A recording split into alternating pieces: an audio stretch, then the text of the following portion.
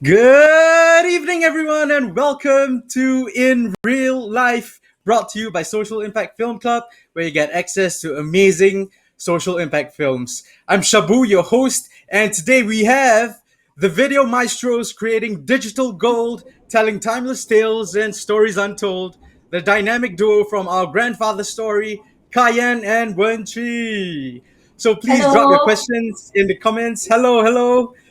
Yep. Yeah, drop your questions in the comments and stay tuned for the trivia as we have some exciting prizes up for grabs. Don't forget to like this video and also share this stream so that other people may join us as well. Now, before we meet both Kayan and Wensi, let's watch the trailer to the film that OGS produced titled From Joss 6 to Gingerbread Houses. It is now streaming. The full film is streaming on filmclub.sg. So if you haven't signed up for membership, it's free right now. Go to the site, get your membership, and watch the film along with other social impact documentaries as well. So now, without further ado, I present to you From Joss Sticks to Gingerbread Houses. 你还没有放那个 4D 号码我的号码都是他放，为什么是 Alva 放的？他比较旺。比较旺。Do I consider myself as an artist? I always consider I'm just a normal people, just like a craftsman doing work with my hands only. Artists are 还不敢当的 It's more like a craft work for the common people. This is going to be burned away. How much people can afford to burn away the money? Right?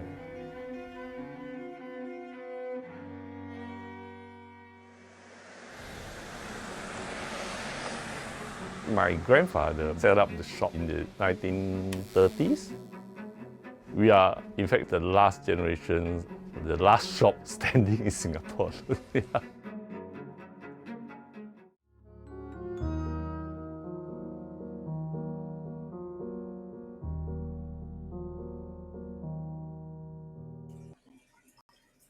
Hi, Kayan and Wensi. What's happening? Hi. Welcome to the club. Super excited to have both of you on. Sorry? Super excited to have both of you on with us today. Thanks for having us. We're excited to share more about the film today also. Definitely a pleasure for us as well, and for the audience that's tuning in right now. Okay, before we begin, maybe both of you, could you share a little about yourselves, and also about the film and what OGS does? You start first? Okay. Hello, I'm Kayen, and I directed this film on Tay Guan Heng Joystick Makers. And currently at OGS, I'm actually in charge of branded content. So all like content partnerships. And occasionally I still direct some films.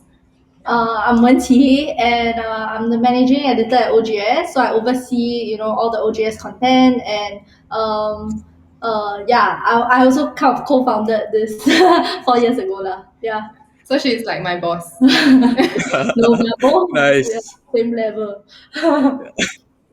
Okay, that's great. Those introductions are fairly well corporate. I mean, it's more about your profession, the job, the organization. But we want to get to know you a little better as well. So I have a few questions lined up that I'm going to ask both of you. Both of you can answer, and we want to get a bit of a flavor to who Kayan and Wenty is. And here's my first question: when was the last time you were so excited you couldn't sleep? Damn hard your question. I guess we are quite unexpected. Okay, I know. Sometime Okay. last 2 or 3 weeks ago, before 16 June, because 17 June is the premiere of Hospital Playlist season 2 episode 1. I'm a big fan of Hospital Playlist. Yeah, it's a Korean drama. So I was Korean really drama. excited. Okay. I'm Yeah. not so well versed. I'm not so well versed in that scene. For me, it's because the next day I had to wake up at 4 a.m. So I didn't sleep much. But I was waking up early to go stand up paddling at Pasir Ris, going to Pulau Ubin. So that was quite nice. Yeah, Set up what? Sorry. stand up paddling. Oh, pedaling.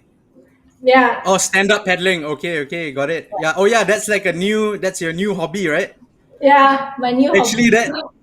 That's awesome because that leads me to my second question, which is what do you do for fun outside of work?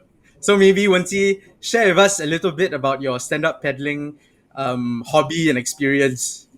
It's a very new hobby though. So, during the second, what do we call that? Phase two HA, right? So there wasn't much to do. So me and my boyfriend went to buy a stand-up paddle so that we could just go out and like explore the mangroves and also yeah lah, just explore Singapore waters. And it was really fun.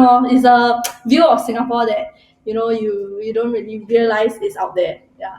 Yeah, I mean, unless you're like swimming in the mangroves, like you won't have access to those sights and sounds, right? Yeah, Yeah. So exactly. for those who maybe do not know what stand up paddling is, essentially it's a huge what it looks like a huge surfboard, right? Am I correct me if I'm wrong? Okay, Yes, it's a huge correct. surfboard, and you're standing on this huge surfboard, and you're using a pedal to move through the water.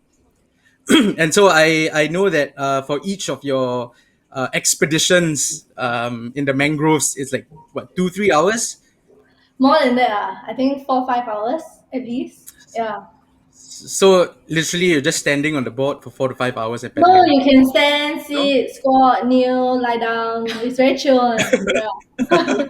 Anyone sounds interested? good. We can go out together. I mean, it I, sounds super interesting, but I don't know whether the board can hold me lah. That's the thing.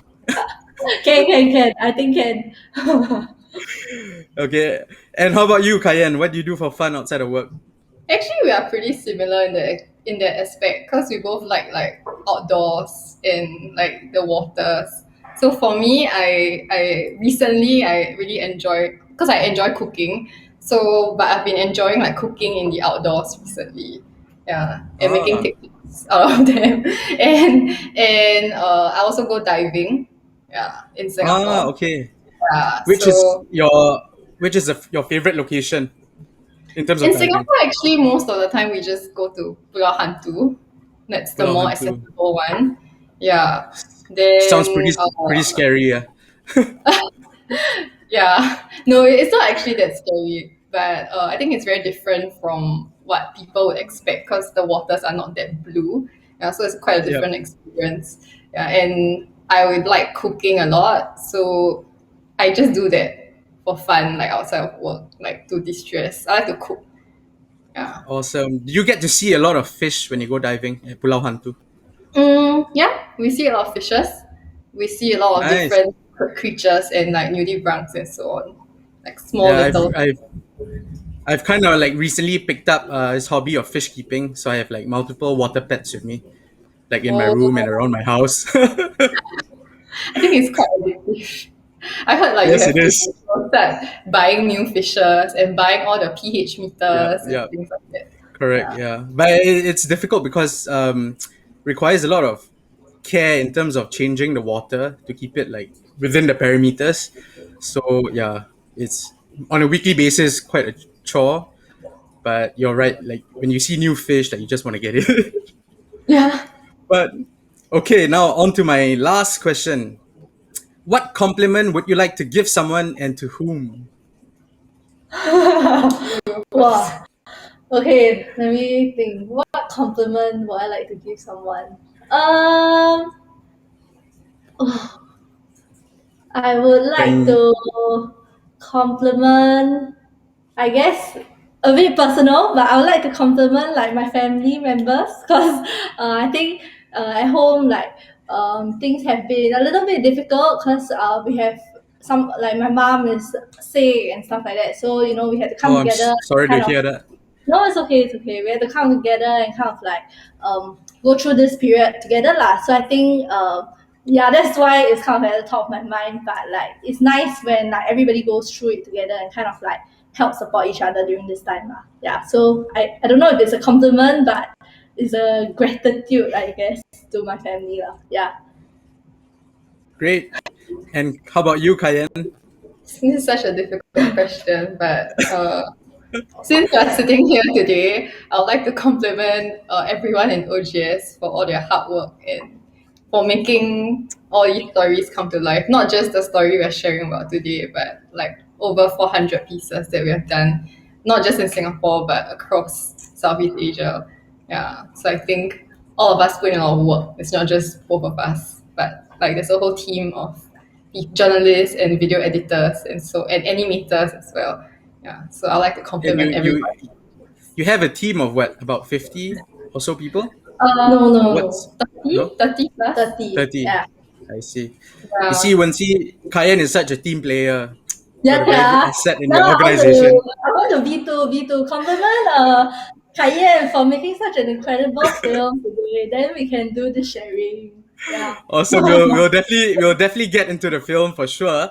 But right now, I'd like to speak to the audience. And again, we will have our trivia today. How we'll do it is we'll have 3 questions that we'll space out throughout the show, and we'll go for the first one right now. Okay, so this is a question that's related to the film. And here goes. So could we pull up the question? Okay, Tay Guan Ing is a family business set up in the 1930s. What are they known for making? Fairly straightforward, fairly simple. If you've seen or if you've watched the trailer that we just showed, you could make a calculated guess.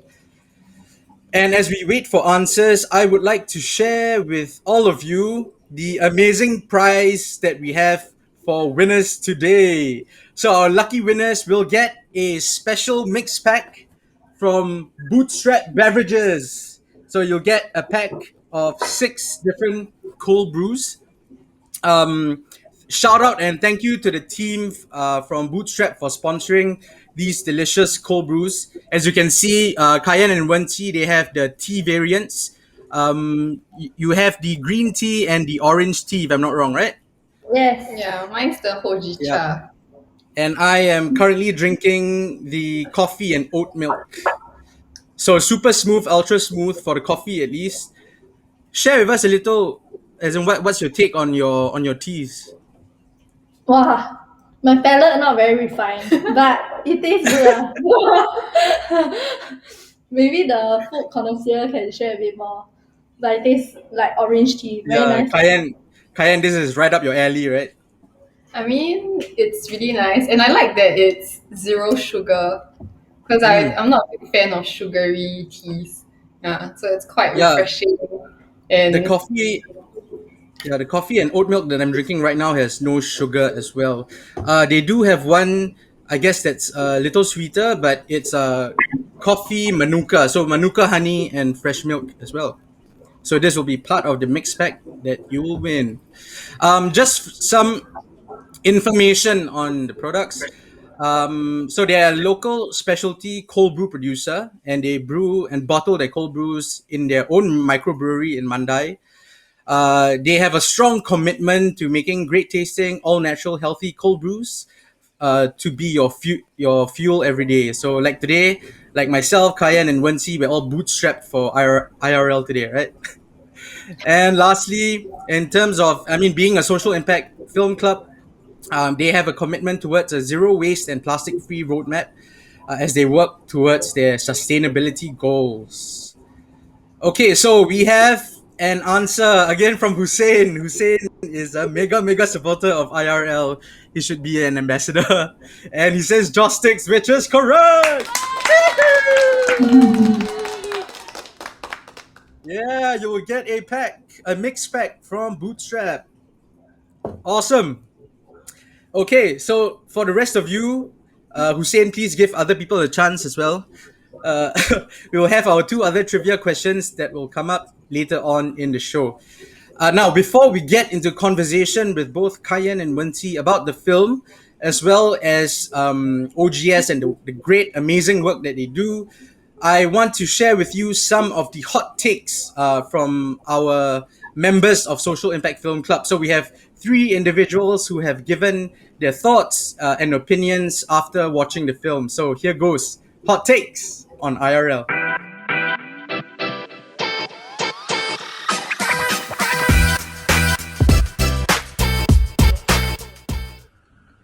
So, coming from a Christian household, the first thing that struck me was, wow, I didn't know that they made Joss Sticks so big. You know, I always thought that Joss Sticks were the very slim, very short ones. So that was really interesting for me to learn. The other thing that really stuck out to me was I felt a bit, sad for the uncle that, the way he was talking about how he doesn't have the opportunity to change anymore, because that's one of my fears as well, like being pigeonholed into something that I don't enjoy for the rest of my life. So I guess, one of the questions that I thought about was if the uncle had to pivot into something, what would he actually choose to do? But on top of that, was there maybe a way to still fulfill that family obligation and that sense of duty that he has, but to also achieve satisfaction in the things that he does every day? This film illustrated the importance of resilience and perseverance. With Mr. T and his family having gone through so many hardships and faced so many obstacles, they still managed to come out on top while the rest of the industry faded away. This is due to Mr. T's attitude of resilience as well as his ingenuity. These factors allow him to evolve the joysticks to form a different art form, which created an avenue for joysticks to be incorporated into different artworks, such as the gingerbread house, the ornaments, and the different trinkets and dioramas that he sells. This allowed him to sustain his business as well as bring more people to be interested into this art form. Hey Shah, thanks so very much. Just wanted to say a big shout out to Air Amber for spreading awareness to this film. I think I learned a lot about something that I knew was there but didn't understand, the background of. I was really I personally related to this documentary a lot. Firstly, I'm also in a family business, and there's always that challenge of running a business. That's a huge challenge. But then on top of that, to go through such family loss, that it's indescribable. What they've had to go through, and coming out from that kind of challenge as well. But on the positive note, I looked at what hard work really looks like, what stepping up to the plate and taking on responsibility is. I see that, I take away the fact that they're keeping a tradition alive, which I think is incredible because you're looking at a lot of years of history and culture. And also, I think that one great lesson was that it teaches us how we have to keep adapting to survive. In the film, you see how he's teaching classes and creating smaller things to try and again boost the way his business gets visibility. And I think that's really cool. Yeah, that's all I had to say. Thanks.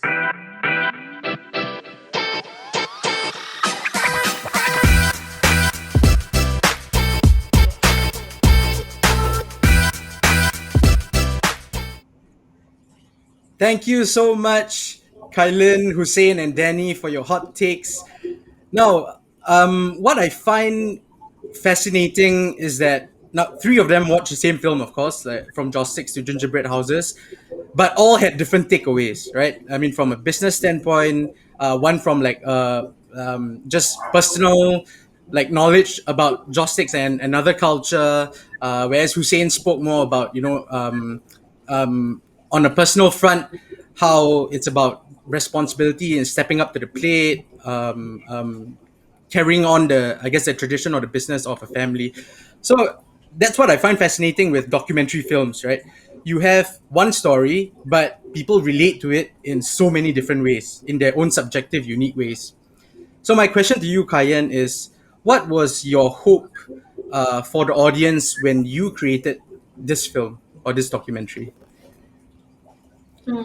I think it was a very simple wish to just document the story of these brothers, especially through the voice of Albert.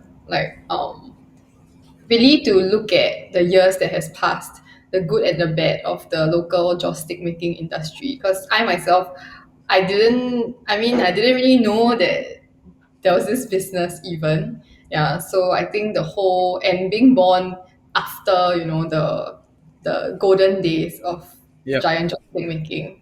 Like I never knew that such tall and long joysticks even existed. Yeah, so I Yeah. think I really just went in with a very simple wish of just understanding the brothers better and also understanding this industry Yeah, but I guess I walked away with like a lot of reflections also about like what I want to do in my life, and also like being quite inspired by the way the brothers are still continuing the business and how they've devoted themselves to like this craft. Yeah, and they don't see themselves as artists, even though like I see them as Yeah. artists. So I thought that was also quite interesting. Yeah. I think that's something else that sort of stood out or struck me during the film. That I mean, Albert and his brothers definitely are masters of their craft. Right, you can see they've been doing it for such a long time. They're really good at it as well. But he seems, or he comes across the screen as a very modest man. So I think that is very interesting because sometimes it's difficult to kind of get that story out of someone or get them to share about their craft and their work, especially when they're a little more reserved, right? So how was that process for you, trying to get him to open up a little, getting him to share all these stories? Mm, this is Was it a really difficult? it is a really good question actually. So I didn't think too much when I knocked on Albert's door and like asked him if he was keen to share his story. Because when I went in to do the story, it's actually part of a series of videos that we were doing with my community festival, which is a Yep. non-profit arm that actually does community stories around and like tours around different trades and different parts of Singapore. So it was part of a series. So I went in really just wanting to do my job and wanting to just like document a story of like this trade. Yeah. But interestingly, Albert was really, really open to sharing his own stories that even when I first met him, and I thought like that kind of took me by surprise because usually when we go out, like once he also knows, like when we meet like uncles and aunties, they'll be a bit wary of us. Like they'll be thinking, what are Yeah. these young people trying to do? Like, why are you asking me so many personal questions when I just met you? Yeah, but surprisingly, Albert took it quite well, and so he started opening up to me really quickly. Yeah, and so I think that was really nice, and I still feel like I really appreciated that. Yeah, that made it a lot easier. Yeah, Yeah, but definitely would have made that process yeah, much yeah, easier for you, right? yeah, but of course, I met him over like a few days, so I actually Hmm. shot the whole video over 3 days. Yeah, three different occasions. So every after Yep. he kind of warmed up to me, so every time he'll tell Yep. me Yep. something. Yep. Yeah, so I think that also helps, like knowing him as a person before, like instead of just going in and asking him And questions. yeah, I think Yeah. that's probably one of the pitfalls that maybe newer filmmakers might make, or documentarians, where it comes off more it's like, okay, a checklist of interview questions rather than like a conversation, building that rapport, building that relationship with the person that you're trying to share a story of, right? Yeah, so I think, yeah, definitely if you have a few days, well, with Albert in this case, it would help in that process. Okay, we have a question from Tiziana. When it comes to content creators or studios in Singapore, there seems to be a predictable trajectory for sustainable growth in terms of branded content, creating for government agencies, ads, etc. What do you ladies see in the future of content creation in Singapore and Southeast Asia? What is OGS doing differently? So, how do you stand out in the crowd?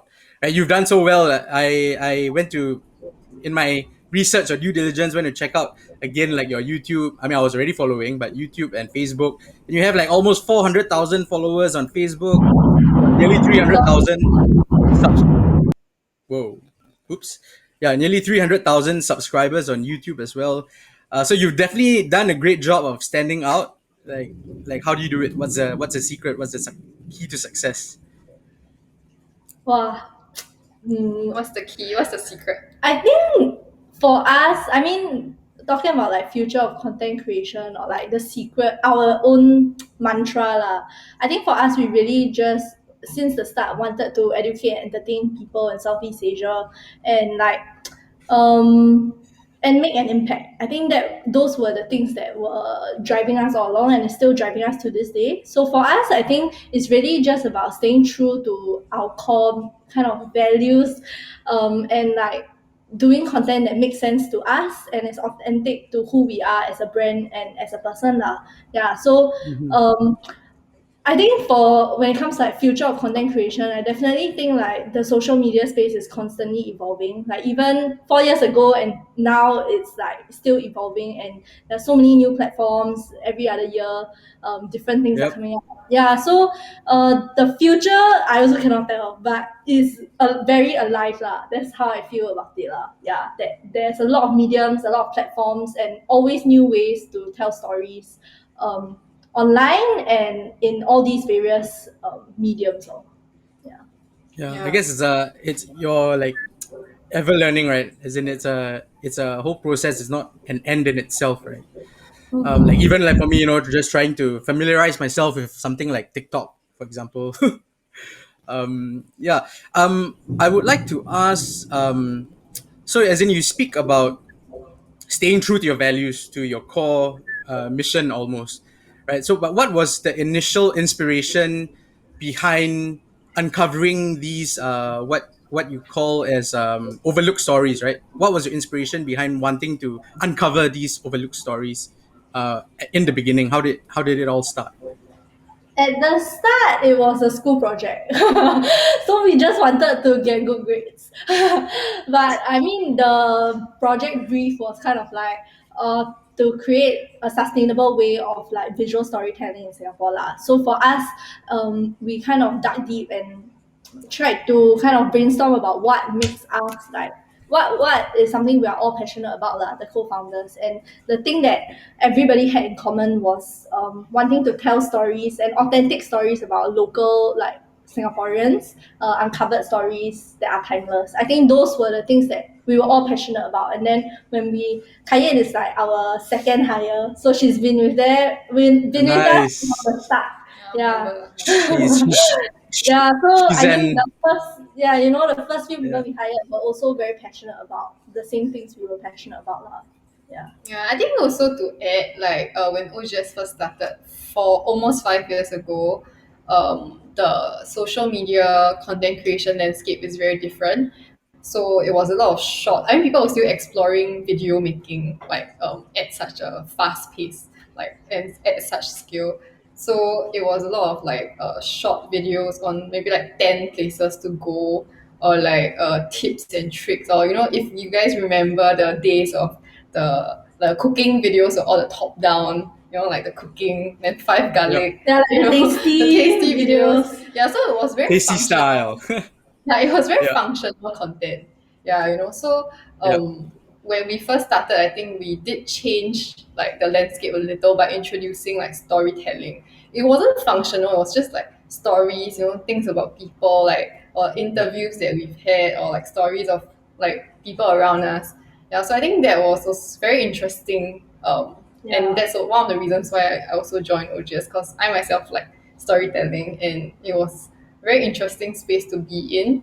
Yeah, because traditionally such stories can only be told like on TV, like on a Hmm. Tuesday before, or on CNA. Yeah, so it was very cool to explore this whole space together with like everyone. Yeah, I guess you guys are the OG in terms of storytelling and changing the game, at least in Singapore, man. So good job on that. We have another question here. How are you hoping your documentary will help or make a difference in the life and business of Mr. Albert Tay?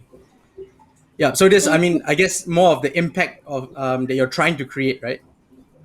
Yeah, I think for us, the impact is not so much of like directly for Albert, because I think like in terms of revenue, I'm not sure. Like I still talk to him once in a while, but like for me, it was more like documenting this whole trade that is bound Hmm. to die out. Unfortunately, like this is just the Yeah, truth. Like I don't aspire to save the trade, because I think it's yeah, physically impossible, since you need like people who are interested to take over it.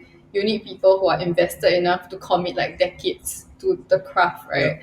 Yeah, so I for think sure. at a short term, like we did see like some more interest in his shop, especially in his gingerbread man, like because of the video. There was also international interest.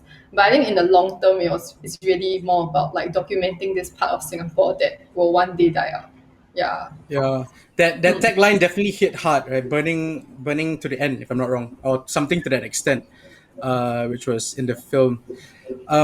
So I wanted to pick up on something you said just now, Wensi, and how you guys started as well. This started from a school project, and I find that wonderful because as I myself, when I was in school, as in it was only in things that I was super interested in that I would like put in a lot of like effort and time into, right? And always almost become like an obsession, and that's where I sort of weaved and integrated a lot of air and burn into like what I was learning in school when I was in university, especially. So I wanted to ask from then, right? So you started off with a school project, it turned into an organization. Um, and then now, I mean, you're a thriving digital publisher. Was there a moment in time where things just really took off for you, or was it more like a gradual, It was, organic growth? I think, right at the start, like the very first video we posted already went viral. But of course, viral then and viral now looks very different lah. Viral then was like getting, I don't even remember the view count, but like the it was that we had reached audience outside our own pool of friends, outside our own community. We had reached strangers with just one video. But back then and even now, I think sometimes you get these viral spikes, right? But it doesn't last. So I think for us, when we pushed out our first like 2 or 3 videos, we had like out of the videos we had already 1 or 2 like very bright sparks, and that was kind of what kept us like, this is a possibility, like this is something that is not completely out of our reach lah. Yeah, so that was something that I think was very motivating for all the people involved in the project, right from the start. Like we were like, it is an access, like we have access to mass audience, and it was just the 4 of us. Yeah, it wasn't even a business. Yeah, and I guess that was also what made you guys thought of continuing this school project into a business, right? Yeah, the fact that there's like Correct. success stories. Yeah. Yeah. Yep. Yeah. So you had those small wins, and then that sort of persuaded you and convinced you that this is a sustainable business model, and then you turned it into this thriving organization now. Yeah. At the start also don't know whether sustainable or not lah, but we right from the start we aspired to be sustainable, so like we didn't think of it as doing it like a passion project forever, or like Mm-hmm. losing money or anything. Right from the start we were quite realistic about the dream lah, like we wanted to do visual storytelling sustainably, yeah, as a business. Hashtag keep it real. Yeah. Yeah. Okay, before we go to a question from Christine, I would like to ask the second trivia question right now. So Kayen spoke a little about how her hope was to cover this industry and business. And so, yep, the second question is, after the restrictions imposed on their business in the 1990s, how did the Tae Guan Ing business diversify? So there are a few answers to this that was mentioned in the film. As long as you hit one, we'll give you the prize. And again, the prize is a mixed pack from Bootstrap Beverages. You get an assortment of different cold brews, coffees, and teas as well. So come on, put your answers in. Okay, while we wait for the answer, let's go to Christine's question. And her question is, how do you go about looking for profiles? And this also actually is a question I had. Like, what's your strategy in first identifying and then selecting who you want to speak to and share a story about? We actually get this question a lot. I think if I were to make a list of top 5 FAQs. questions we get at any sharings, this is like the top 1 or 2. Yeah. The first one will be, how do I work at OGS? Okay. So unfortunately, there's no secret. We don't have like a secret database or like a secret website that gives us all the stories. We wish that website exists, but it doesn't. Yeah, so we do a lot of I think the usual journalism legwork, like going Mm-hmm. out, finding stories, and also like, I mean, currently with the internet, with social media, like there are a lot of stories that people would post themselves. Like Yeah. like for example, like you and I just walking around and we see something interesting, take photo and post on Facebook or post on TikTok or post on Reddit. Yeah, so then we will pick up on such things and see if it's viable, and like maybe we'll send down one of our team members to actually recce the story and find out more. Mhm. Yeah, so there are various ways. Yeah, and sometimes So I people guess yeah. write into us as well. Yeah, So I guess it's just about getting yourselves out there, right? Whether in the virtual space or in person, and just trying to soak in as much information and narratives as possible. yeah. Is there? It's actually quite interesting because sometimes we feel like we never really stop working. Yeah, because whenever you go out, like even when I go set up paddling, right, it's like any interesting thing, I'm like, maybe I should make a video about this. So I think it's really like stories are everywhere. You just have to keep your eyes and ears open. And of course, like a bulk of our stories also come from online research. Lah. Yeah, so a Yep. lot of Googling, a lot of research online. Lor. Yeah, and also because the stories that we tell are like kind of ageless in a way. So sometimes my parents would tell me something, like aunties, they have their own circle, auntie circle, and they kind of know everything in the market and everything. Yeah, so when they tell me these things, then I'll be like, oh, okay, then I'll go and check it out, and then maybe a story comes out of it. And sometimes it's also about like just looking through like when we are scrolling social media and sometimes our friends post something, and that is a possible lead. Yeah, so we never really stop working. I guess yeah. To sum it up, I guess you have to take the initiative. Like a perfect story won't fall in your lap, right? You have to go out there. You have to put yourselves out there and find that story and make it perfect. And okay, we have an answer from Shalini by making gingerbread models. Yes, that is correct, as the title would suggest. So one of the get ready for some bootstrap. Okay, I was saying, yeah. So some of the few things that the business did to diversify was that they ran workshops for people. They went into figurine making, ornament making, and such. So gingerbread houses was just one of the things that they started to make to diversify and help the business run despite all the challenges that has surfaced, I guess.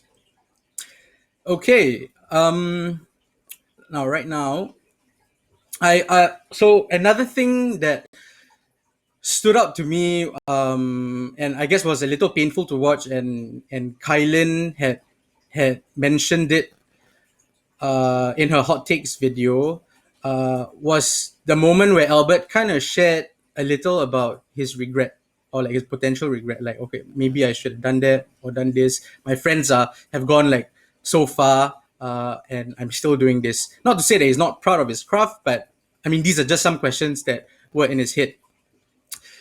I want to ask, well, on the OGS front, and as personally for you in your professional capacity as directors, producers, right? Like, you've definitely had an exciting adventure and journey with OGS the past almost 5 years. Do you have any regrets? Or let me reframe that question. Would you have done anything differently? Like, are there any lessons that we can glean from your experience? This is such a deep question. Yeah, I mean, I have, it's not big regrets, but I sometimes wish that I spent more time on a certain story or spend more time to get to know these profiles better.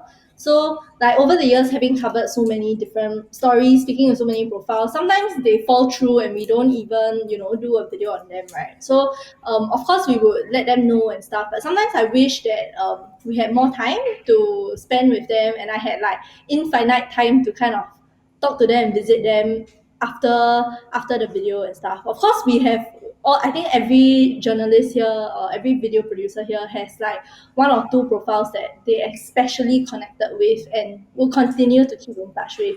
But sometimes I just wish I have more time and energy to kind of keep in touch with more of them. Yeah.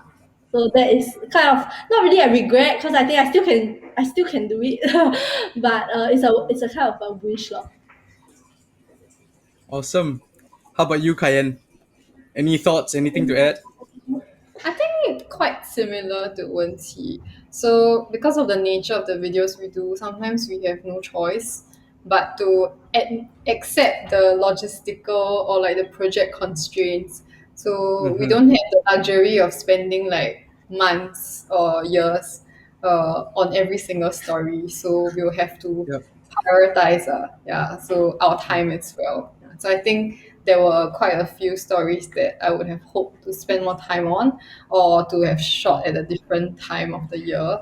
Mm-hmm. Yeah, but yeah, at the end of the day, we try to make do with like the circumstances presented to us and make the stories the best that we can. Yeah, I think Great. that's what. I definitely resonate with that. I mean, with that sentiment. Working with various communities on different initiatives, it's always sort of like sad when the specific parameters of the project ends, right? But then, as you said, like you can always sort of continue that friendship, that relationship, continue to talk, visit, etc., etc. So yeah, I do get what you both shared. Now we have a question from Jamie Lin, and her question is, "What's next for OGS?"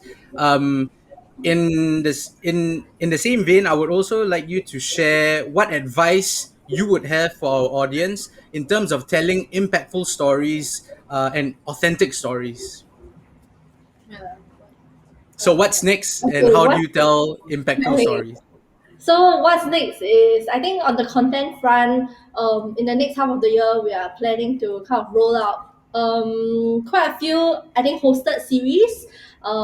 So I mean I have started some hosting on our OGS YouTube channel, kind of going to try different jobs, meeting different people, like having a host bring you through, yeah, those content lah. So we have like food show coming up, and then I will continue to be trying out different jobs. Yeah, so there are quite a number of hosted series that we are intending to push out on OGS YouTube. That's the bigger one in the next half of the year lah. So in short, I you see more of Wenqi's face. And and many of the other producers will be involved as well. I yeah, I recall one of the episodes that you hosted. I think you went to Pulau Ubin, or you were trekking. Oh yes. Was it? Yeah, and then you were like super out of breath, and you're like, "Oh, I underestimated my ability to talk Yeah, because when and you track." see vloggers, right? When you see vloggers Yeah, going hiking and all, they are perfectly fine. They don't even need to breathe an extra breath. But yeah. every step I take, I need to breathe 2 or 3 more breaths. So I was like, how do these vloggers do it? You can stand up I, paddling, s- you don't have to breathe. Then you I, can. Yeah, yeah. yeah, I specifically remembered this because I once went to Pulau Ubin. I was trying to like take like just like short vlogs. And I couldn't. After a while, I was like, forget it. I was breathless as well. Like it's quite a tough terrain, and we were trying to like cycle on the terrain. Okay, so what's your advice to our budding storytellers out there? How do you create impactful and more importantly, authentic stories?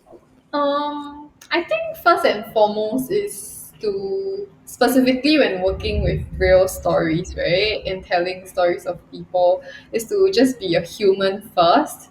So instead of Yep. thinking about it as like, I want to create a great film, I think at the end of the day, because it's so contingent on their story and you should like honor their story and the truths that they are presenting, right? It's really more about how do you be a human first, how do you like really start a relationship with them that's very like pure and start with a Mm. friendship first, and Yep. then from there like try to see how you can best tell their stories. Yeah, Yeah, so I I think think a lot of times the sincerity really shows. Like when you're sincere about telling their stories for good, or you have a genuine intention behind it. Like they can tell, and your audience can also tell.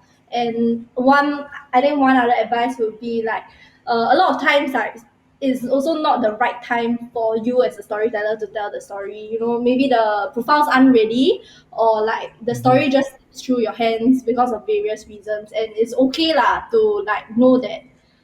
Yeah, you'll have to learn to let go lor. Sometimes I always say about it like it's just not the right time for me to tell the story. Yeah, and I think because yeah, I guess sometimes we struggle with it. Like, why wasn't I the one who broke the story, or why didn't I like tell this one? Yeah, so that's something I would advise young storytellers. Yeah, and I think to add on also another thought that I've been having recently is specifically if you're talking about impact storytelling, right? Certain social themes or certain like topics. One thing we always ask ourselves is, yeah, we can cover a new story, but what value does that add to the existing conversations that's already out there?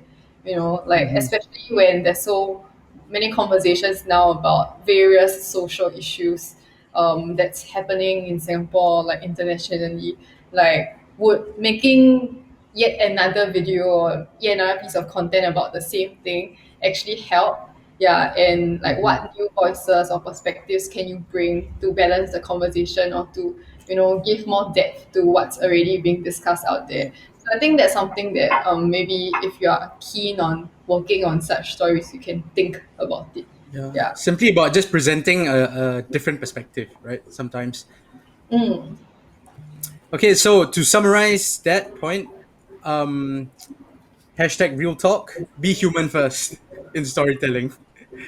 So thank you for that. I'll now get to my final question before we end the show. So the final trivia question is: how many siblings does Albert Tay have? How many siblings? This is not a very easy question. Yes.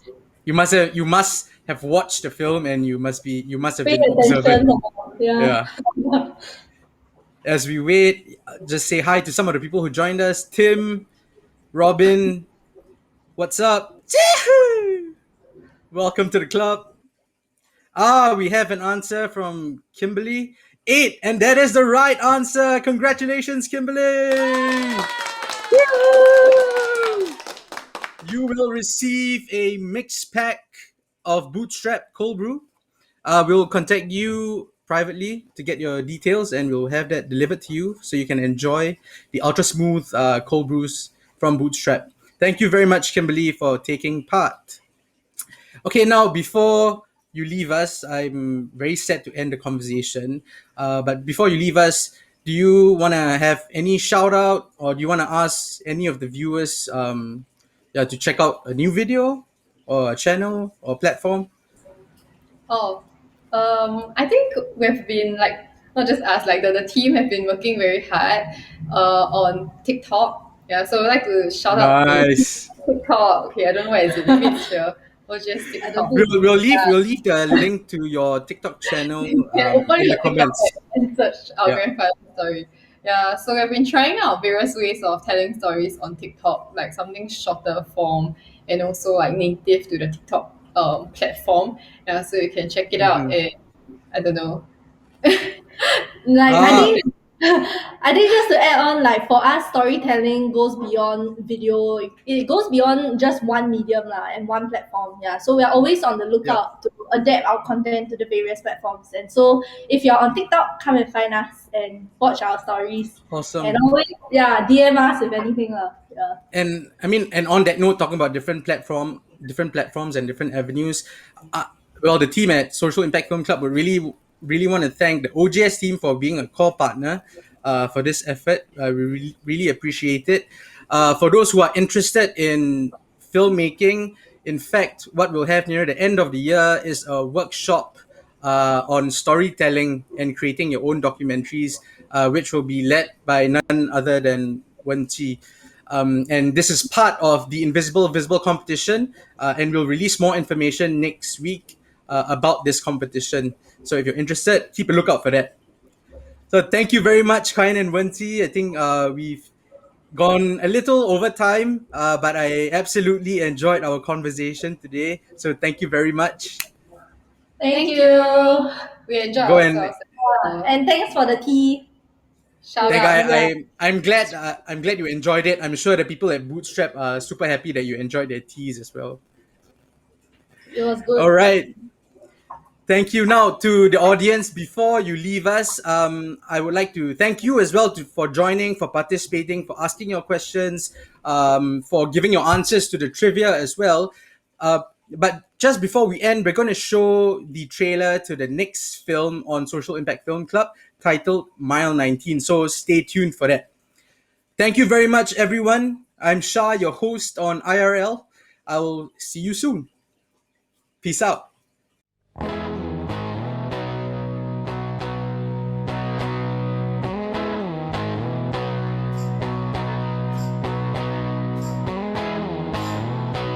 I don't consider myself a marathon runner. I'm not like the elite guys from Kenya and all those countries. That's basically all they do. I'm a working man. I get up and go to work every day.